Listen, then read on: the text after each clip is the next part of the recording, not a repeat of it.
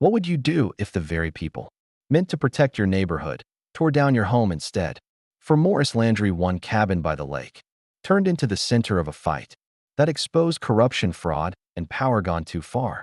Maurice Landry pulled off the two-lane road that wound along Caddo Lake, gravel crunching under his truck tires, expecting to see the familiar sight of his cabin's porch, lights glinting through the trees. Instead, he froze. His chest tightened, his hands gripping the wheel. As his eyes adjusted to what lay ahead, the cabin was gone, not just damaged, not just vandalized, gone. Nothing but a pile of splintered wood, twisted nails, and shattered glass remained.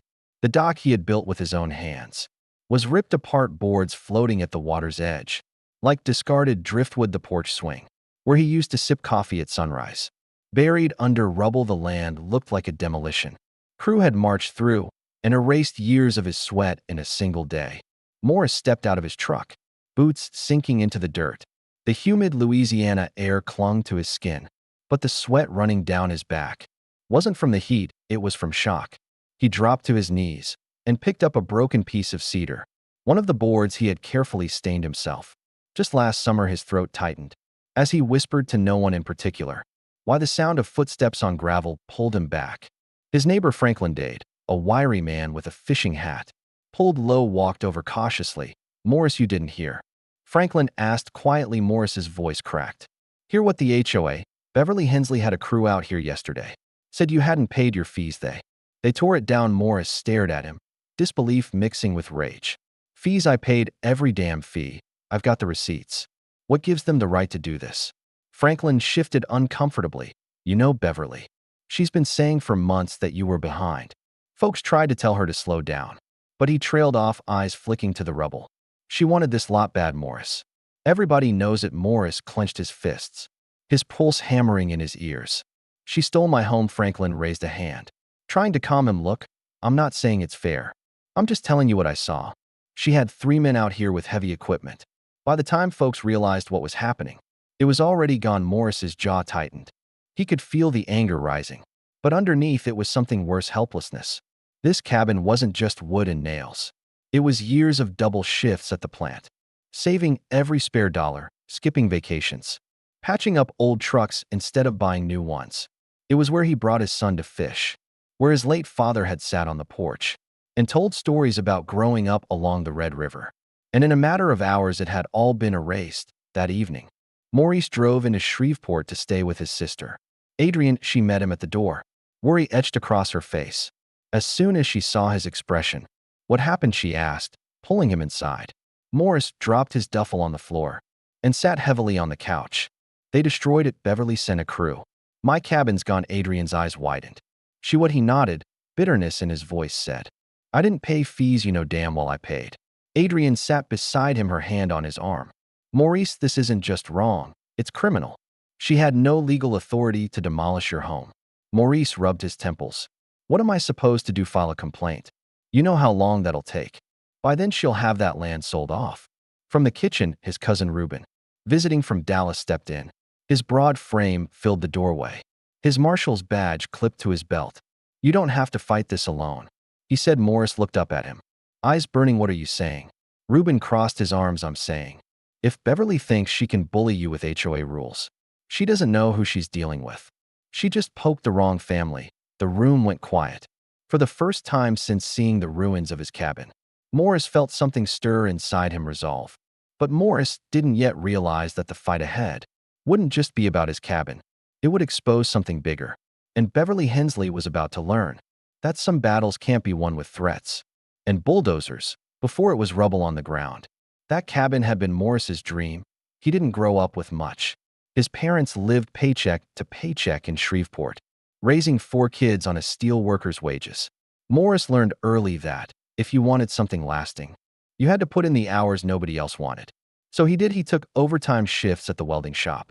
He picked up side jobs repairing farm equipment. He kept a coffee can in his closet, where every spare 20 went straight toward one goal: a place by the lake. When he finally bought the plot on Caddo Lake 6 years ago, it was nothing but brush and mud. But Maurice saw more than weeds. He saw mornings with his son dropping a line off a dock, evenings with friends gathered on a porch, Quiet Sundays when the world felt far away. Piece by piece, paycheck by paycheck. He turned that land into a home. His sister Adrienne remembered those early days well. She'd helped stain boards, holding nails in her teeth, while Maurice hammered beams into place. This isn't just a cabin, she told him once as they worked side by side. It's your blood in these walls. Maurice grinned through sweat and said exactly. That's why it'll last. But even in those first months, there had been tension with the HOA.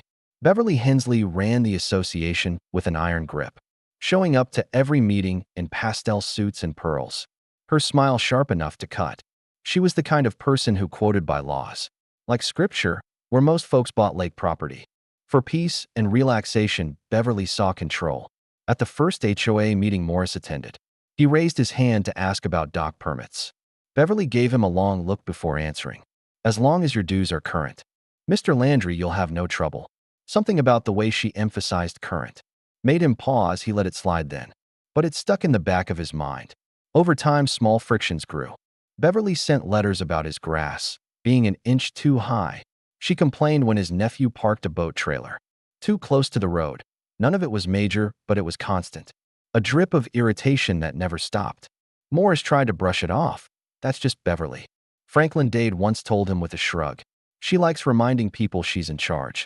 Still, Maurice kept every receipt, every statement, every letter tucked neatly in a folder. He wasn't about to let anyone accuse him of cutting corners. The real trouble started last year, when Beverly claimed his annual HOA payment hadn't been received. Maurice pulled out the bank record, showing the check had cleared. He even highlighted the transaction. At the next meeting, he slid the paper across the table. There it is, paid in full. Beverly barely glanced at it before pushing it back, with a smile that didn't reach her eyes. Clerical errors happen. Just be sure it doesn't happen again. Maurice's jaw tightened. It didn't happen the first time. Whispers rippled around the room. But Beverly moved on, acting as if nothing had been said. After that, letters came more frequently.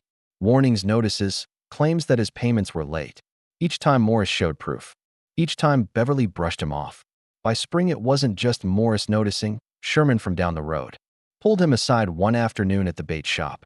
She's after you, Maurice. Don't know why, but it's plain as day. Keep your eyes open, Maurice chuckled bitterly. She can't take what I've built, Sherman.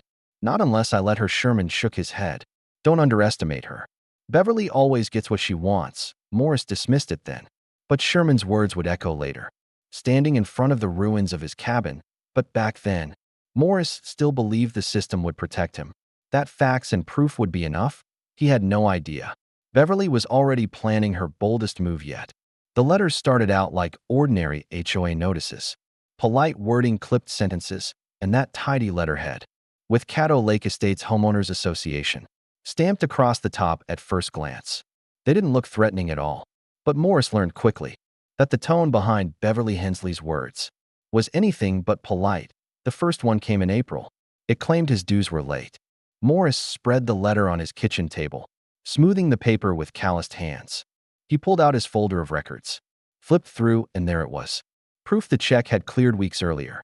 He snapped a picture of the bank statement and mailed a copy back with a short note. Paid in full, please update your records. He figured that was the end of it. But a month later, another letter arrived. This one was less patient. Second notice, your account remains delinquent. Immediate action required. Maurice's blood pressure rose as he read it aloud to his sister. Over the phone, they're saying I haven't paid. He told Adrienne. Her voice came sharp and certain. And you have the proof right here in my hand then. Don't let them bully you, Maurice. You're not in the wrong, he sighed, rubbing his temple. Feels like she's building a case. Though like she wants me to slip up. Adrienne's tone hardened. Then don't give her the satisfaction. By midsummer, the letters turned into warnings. Beverly's signature at the bottom seemed bolder. The sentences sharper. Failure to comply will result in penalties, including but not limited to property liens and enforcement action. One evening, Maurice carried the latest letter to the HOA meeting. At the lakeside clubhouse, the air conditioning blasted, but tension still hung thick. When his turn came to speak, he walked to the front with the paper in hand. He set it down on the table in front of Beverly. This says I'm behind on fees. I'm not. Here's the proof. He pulled a stapled set of statements from his folder and laid them out one by one. Beverly leaned back in her chair, eyes scanning the papers without picking them up. Her smile was thin, the kind that looked polite but carried teeth. Mistakes happen, she said smoothly. Our records show delinquency. Perhaps you should double-check with your bank. Maurice's voice hardened. I've already done that more than once. A murmur spread through the room. Sherman, seated near the back, raised his voice. I've known Maurice all my life. Man pays his bills if he says he's square. I'd bet my last dollar on it. Beverly's eyes flicked to Sherman. Then back to Maurice. This isn't about reputation. It's about compliance. If your payments are late, consequences follow. Maurice's jaw tightened. They're not late. And I won't sit back while you pretend otherwise. The meeting shifted on quickly, but the damage was done. Maurice left feeling the weight of every stare. Some neighbors looked at him with sympathy. Others with doubt. Beverly had planted her seed. That Maurice Landry was a problem. By September, the notices no longer sounded like warnings. They sounded like threats. Final notice, immediate payment required. Failure to comply will result in enforcement, up to and including removal of non-compliant structures. Maurice read that last line over and over. Removal of non-compliant structures. He knew what it meant. That evening, he drove down the road to Franklin Dade's place. Franklin was sitting on his porch, cleaning a shotgun, when Maurice pulled up. Frank, you've lived here longer than anyone. Maurice began these letters. They ever threatened to take somebody's house? Franklin set the gun aside and frowned. Never seen it go that far. Beverly likes to talk tough, but usually it's just fines and liens. Why? Maurice handed him the letter. Franklin read it, whistled low, and shook his head. She's gunning for you. Don't let her. Maurice exhaled hard. I don't plan to. But what if she means it? Franklin looked him in the eye. Then you better be ready, son. Beverly, don't bluff. But Maurice still believed the system would step in, that the law would protect him. He had no idea Beverly was already planning the day. She'd send bulldozers down his road. The weekend Maurice lost everything, started like any other. He loaded his truck with tools and fishing gear, planning to head to Baton Rouge to visit his aunt. He locked the cabin, patted the porch rail out of habit, and drove away without a second thought. To him, that cabin was sturdy as the ground it stood on. By Monday afternoon, it was nothing but splinters. Neighbors later told him they saw the trucks rolling in. Around noon, a flatbed carried a yellow excavator, its engine growling as men in reflective vests unloaded it. A dump truck followed, along with a smaller crew cab, stacked with sledgehammers and crowbars. Looked like a professional job, Franklin recalled later. But nobody had ever seen a crew work so fast. Beverly Hensley was there too. She stood under a wide-brimmed hat, clipboard in hand, pearls glinting in the sun. Her presence made it official, at least in appearance. When Franklin walked down to ask what was happening, Beverly's answer was clipped. Mr. Landry has failed to comply with association. By laws, this structure is subject to removal. Franklin tried to argue Beverly. He's paid. He showed the proof at the meeting. She smiled coolly then. He should have no problem proving it again now. Please stand back for your safety. And with that, the excavator tore through Maurice's front wall. Like it was cardboard, the porch collapsed in seconds. Glass shattered as the windows gave way. The swing Maurice built with his father crashed into the rubble, chains snapping with a metallic cry. Some neighbors gasped, others watched silently. Arms folded, a few even muttered that maybe Maurice should have kept up with his dues. But no one dared to stop it. By evening, there was nothing left. The dump truck carried off most of the debris, leaving only a jagged mess of boards and nails. The dock, which had no reason to be touched, was smashed too, its posts ripped from the water and left floating downstream. When Maurice returned the next morning, the scene nearly dropped him to his knees. He stood in the dirt, eyes scanning the destruction, struggling to believe what he was seeing. He whispered to himself, they really did it. His hands trembled as he picked up a shard of glass, recognizing it as part of the kitchen window, where Renee used to bake pies when she visited. He saw a broken drawer handle, still attached to a splinter of wood. His father's old dresser reduced to trash. The air smelled like wet sawdust and oil, the lingering scent of machines that had erased years of work. In hours, Franklin appeared again, hat in hand, guilt etched across his face. Maurice, I tried to stop her. I swear I did. She wouldn't listen. Maurice turned slowly. You stood there and watched. Franklin's voice faltered. What could I do? She had the paperwork. Crew said they were hired. If I'd stepped in, they'd have called the sheriff. Maurice's chest rose and fell with fury. Paperwork, that was my home. A few other neighbors drifted over. Some offered quiet condolences, others avoided his eyes. Maurice could tell who had sided with Beverly. Those who muttered about rules, about compliance, about how everybody has to play by the same system. He didn't argue, he just walked back to his truck, every step heavier than the last. That night he sat on Adrian's couch in Shreveport. Staring at the floor, his sister studied his face, her voice soft. It's gone. Maurice nodded once, every board, every nail. Adrian's jaw tightened. She had no right. Reuben leaned forward, elbows on his knees. You still got those letters? Maurice pulled the folder from his bag and dropped it on the coffee table. Every one of them. Proof I paid. Proof. She ignored it. Reuben thumbed through the pages, his brow furrowing deeper with each line. She overstepped big time. This isn't civil anymore. It's criminal. Adrian's voice was low but firm. Maurice, you built that cabin with your own hands. You don't just let someone take that from you. We're going to get answers. Maurice finally looked up, eyes burning with both grief and rage. Then let's make sure she regrets this. But what Maurice didn't know yet was that Beverly's ambition had left more than just his cabin in ruins. It had left a trail of evidence that could bring her whole operation down. The days after the demolition felt like living inside a nightmare that refused to end. Maurice woke up at Adrian's house in Shreveport, each morning with a moment of calm, only to remember that the cabin on Caddo Lake was nothing but wreckage. That realization hit like a hammer to the chest. Every single day he spent his first week driving back and forth between Shreveport and the lake. He sat in his truck staring at the ruins, sometimes for hours trying to make sense of it. The sound of the wind through the broken beams was haunting. His fishing rods, once neatly stacked in the corner of the porch, now lay twisted in the dirt like broken bones. One afternoon his neighbor Franklin met him there. Franklin kicked at the rubble with the toe of his boot. It's hard to look at, he muttered.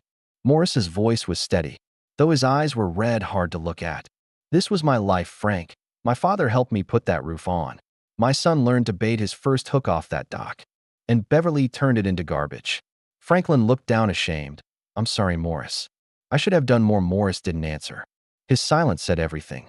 Rumors swirled through the neighborhood.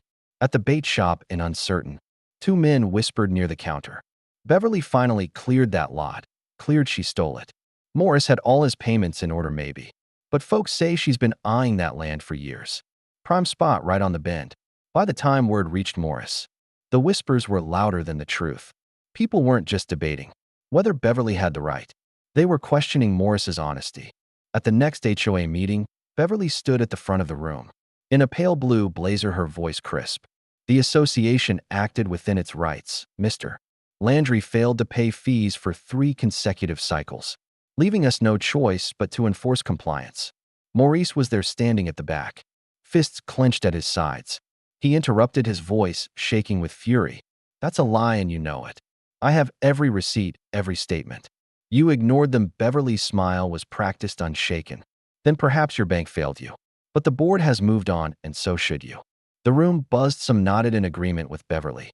Others whispered to each other, unwilling to take sides. Maurice scanned the faces of people he'd waved to for years. People who had eaten at his table. Half wouldn't even meet his eyes. When the meeting ended, Sherman pulled him aside.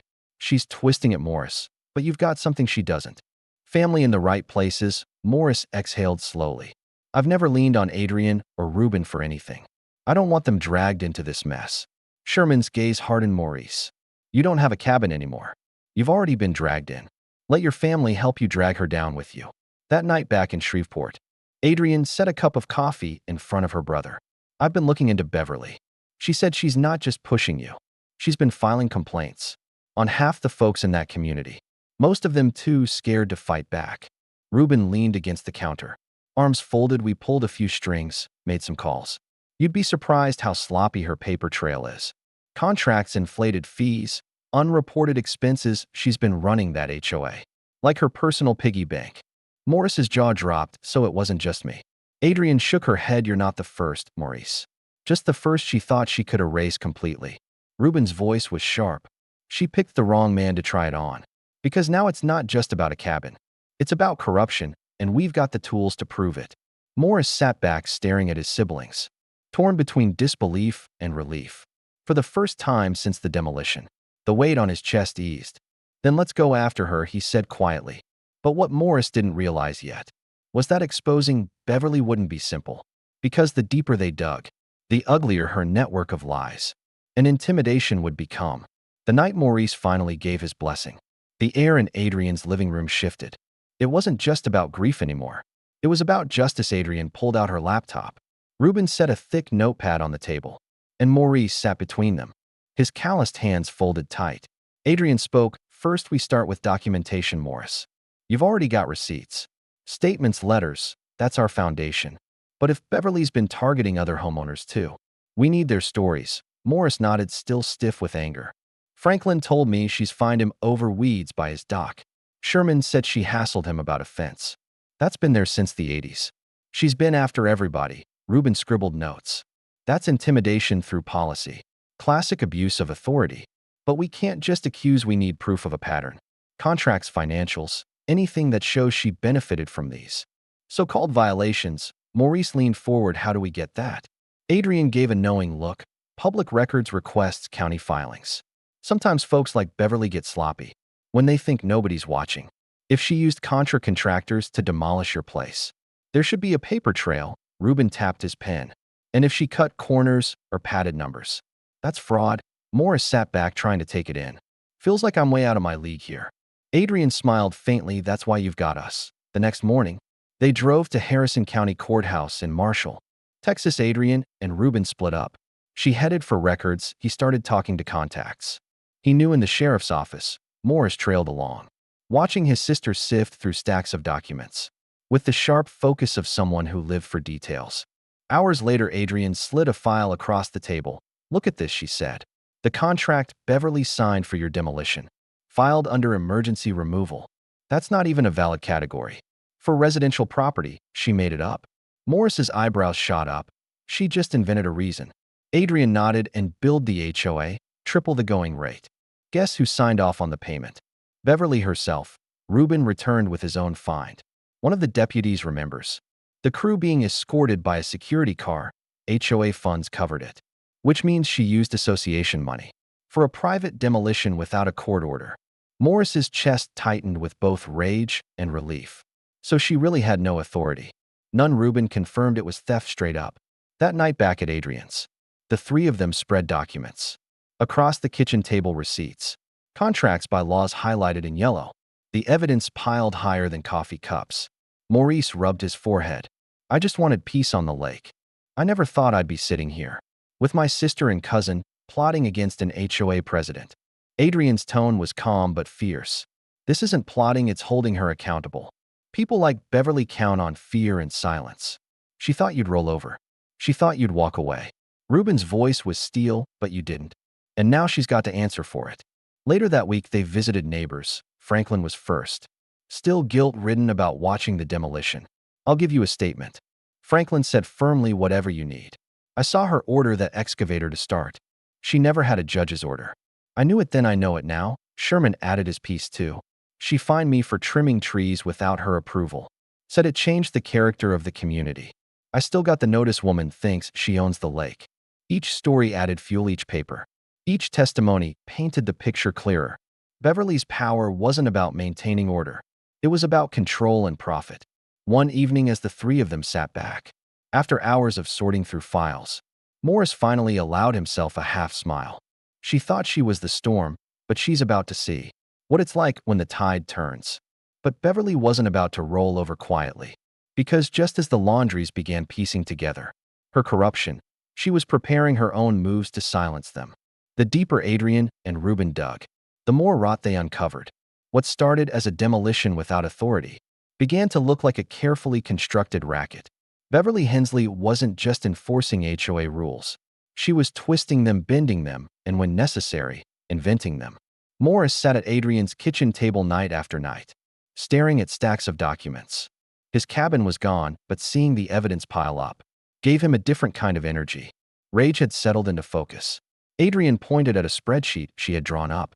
Look here, over the last 3 years, the HOA collected nearly double what their annual budget should require.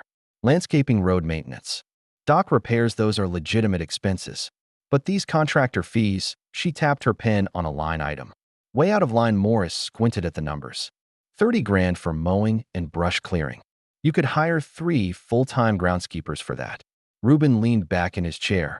And all of those contracts link back to one company. Hensley Property Services. Guess who owns it? Maurice didn't need to guess. His voice was flat. Her husband. Adrian's eyes were sharp. She's been funneling association money straight into her family's pocket. Your cabin wasn't the first to suffer. Just the first. She wiped off the map. Maurice clenched his fists. So this wasn't about fees, it was about money. She wanted me out so she could resell the lot, Ruben added. And she padded the demolition invoice 3 times over. We're talking fraud wire fraud.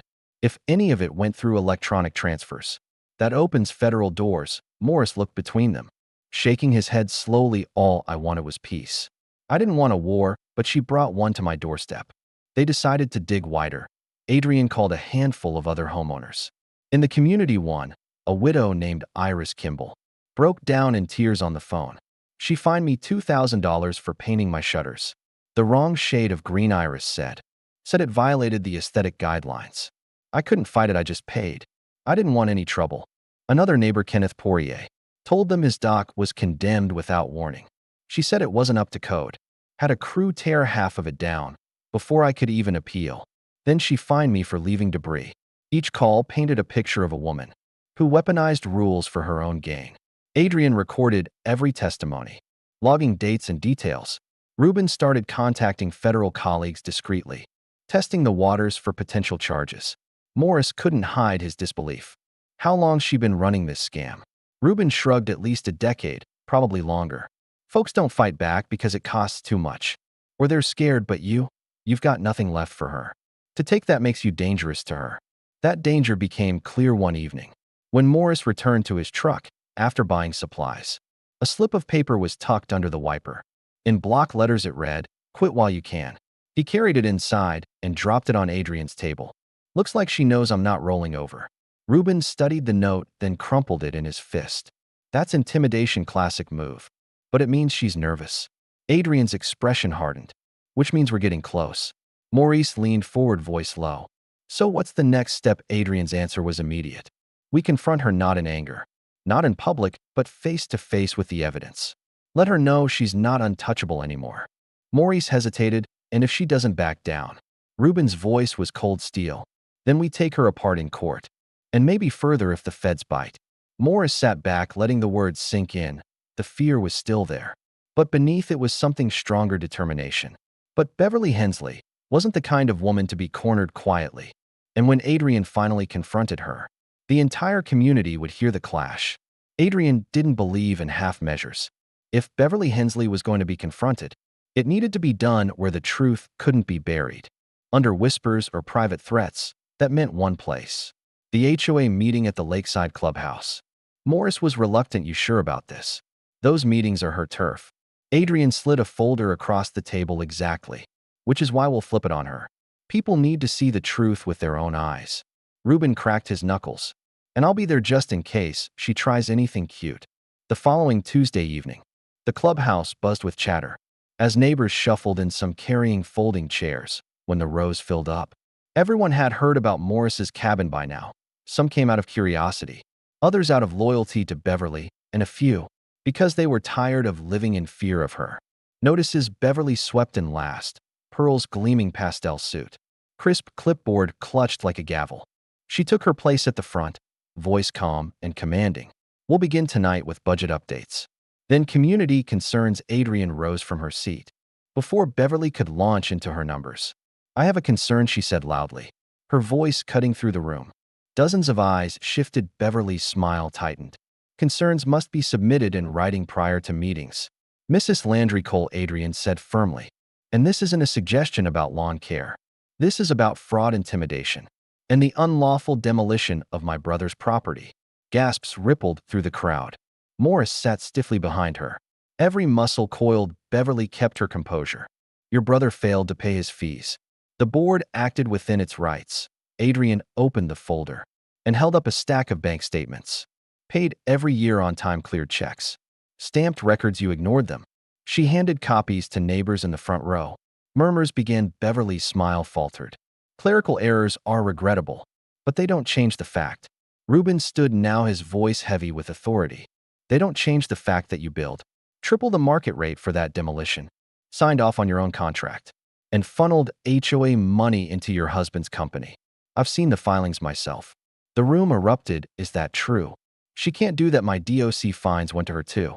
Beverly slammed her clipboard on the table. Order. This is slander, baseless accusations from outsiders. Adrian's tone cut through the chaos. Baseless. We've spoken with at least 6 homeowners who've been fined or threatened under false pretenses.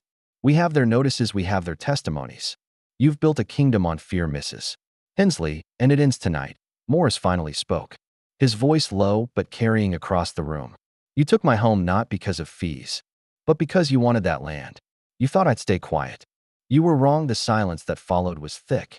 Even Beverly couldn't mask the shift in the room. Franklin Dade stood up from the back. I saw her give the order to the crew myself. No court papers, just her word. I'll swear to it. Then Iris Kimball, frail but determined, raised her hand. She fined me $2,000 for shutters. I paid because I was scared. I've kept the letter one by one. Voices rose, stories spilled, and the tide turned. Beverly tried to regain control. These claims are exaggerated. You all signed the bylaws when you bought your properties. But bylaws don't make you a queen. Sherman barked from the aisle. We trusted you to represent us, not rob us. The meeting dissolved into shouting. Some neighbors crowded around Adrian, asking what could be done. Others pointed fingers at Beverly, demanding refunds, demanding resignations. Through it all, Beverly's mask cracked. Her smile disappeared. Her eyes darted as if calculating her next move. For the first time, she wasn't in control. Adrian closed the folder, her voice steady. We'll be taking this evidence to the district attorney's office. If anyone else has been wronged, now is the time to step forward. The more we have, the stronger the case. Maurice stood beside her, his hand resting on the back of her chair. I've already lost my cabin, but I'm not losing my voice. Neither should any of you. The room went quiet, neighbors absorbing the weight of his words. Beverly snatched up her clipboard and stormed toward the door. This isn't over, she spat. Reuben's calm reply followed her out. No, it's just beginning. But while the community rallied, Beverly still had influence and money, and the fight was about to shift from the clubhouse to the courthouse, where every dirty detail would come under the spotlight. The morning after the HOA meeting, Maurice sat at Adrian's kitchen table, staring at the mountain of papers spread before him. For the first time in weeks, he didn't feel alone. Neighbors who had once kept their distance now called, offering their own letters, notices, and bank records. The folder of evidence grew so thick it barely closed. Adrian set her coffee cup down and leaned across the table. This isn't just about your cabin anymore, Maurice. We've got enough here to expose a pattern of fraud. Reuben added, and with the witnesses lining up, Beverly's hold on that community is cracking. But this is the point where she'll fight dirtiest. You ready for that? Maurice's voice was steady. I've already lost everything I built. There's nothing left for her to take from me. So yeah, I'm ready. Later that week, Adrian and Reuben met with the Harrison County District Attorney. In Marshall, Clarence Odom was a sharp man with thinning hair and a reputation for being tough on white-collar cases. He flipped through the documents, his brow rising higher with every page. Triple billing, self-signed contracts, unapproved demolitions. He set the folder down and looked at Maurice. Mr. Landry, this isn't an HOA dispute.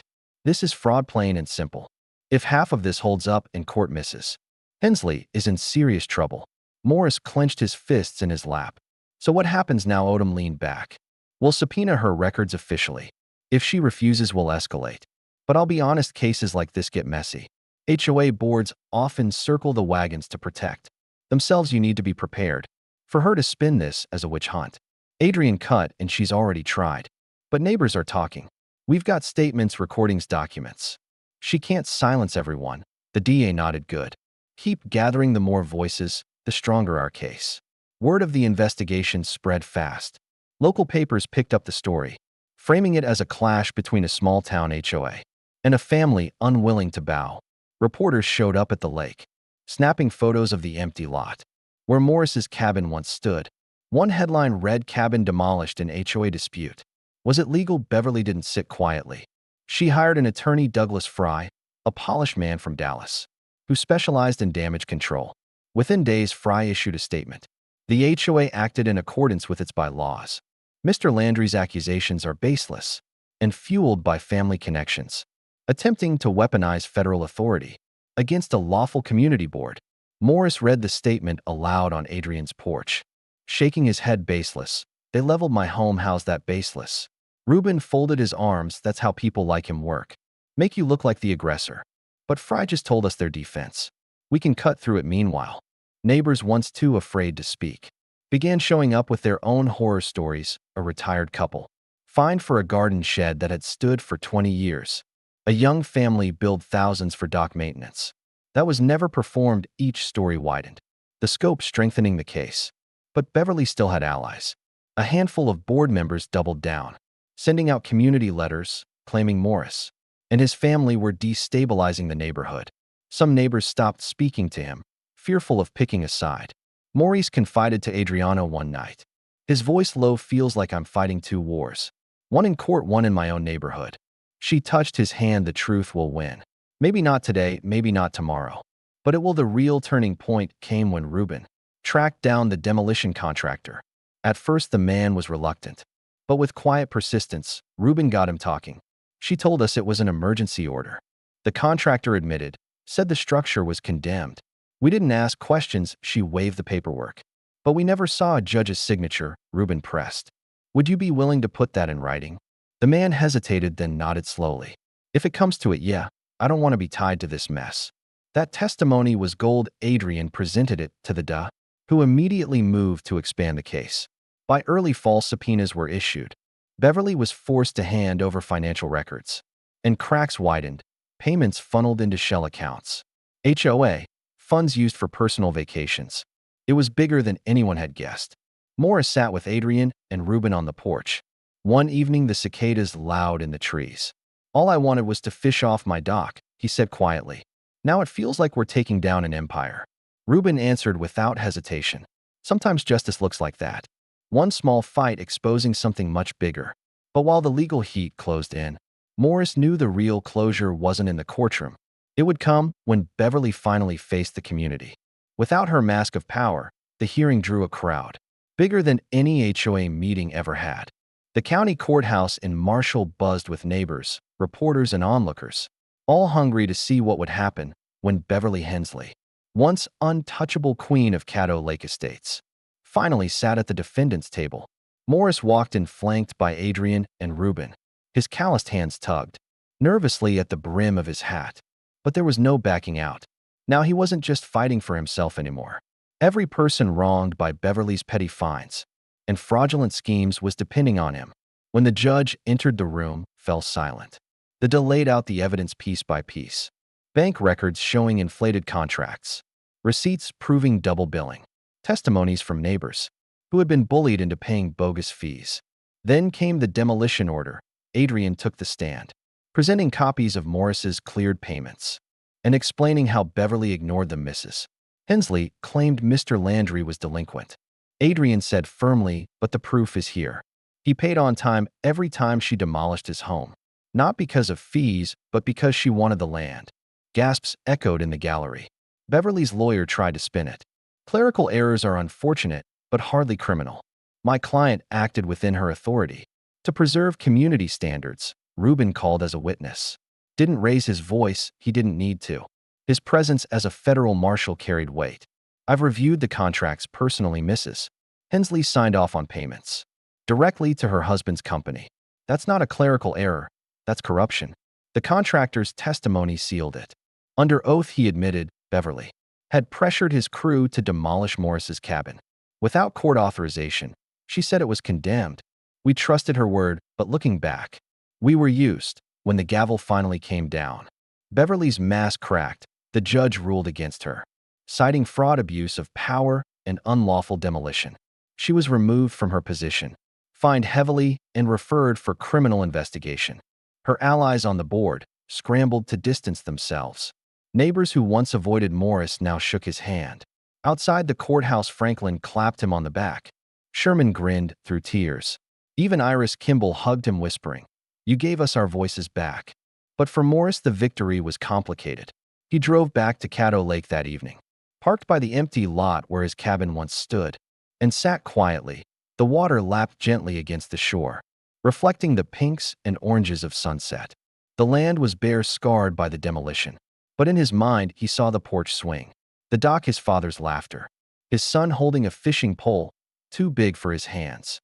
Adrian joined him standing beside the truck. You did it, Maurice. You took her down. Maurice's eyes stayed on the water. Cabin still gone. Reuben walked up, resting a hand on his cousin's shoulder. True, but your dignity isn't. That's what she wanted to take most. And she failed. Maurice let the words settle. Slowly he nodded. Guess the lesson is if you don't stand up, they'll run you over, but if you do, they can't erase you. Adrian smiled softly. Exactly. You didn't just fight for yourself. You fought for everyone she tried to silence. For the first time in weeks, Maurice breathed easy. The pain of losing his cabin would never vanish. But he'd gained something deeper. Proof that even when the odds are stacked, one voice backed by truth and persistence can topple someone who abuses power.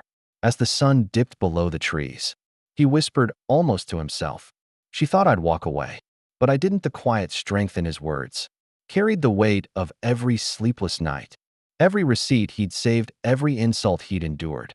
And maybe that was the true moral of Maurice Landry's story. Buildings can be torn down, but resolve can't. If you're listening to this, remember, you don't have to accept being pushed aside. You don't have to let intimidation win. Sometimes, standing your ground is the strongest act of all. So if this story spoke to you, don't forget to subscribe for more. Stand tall, speak loud, and never let anyone bulldoze your dignity.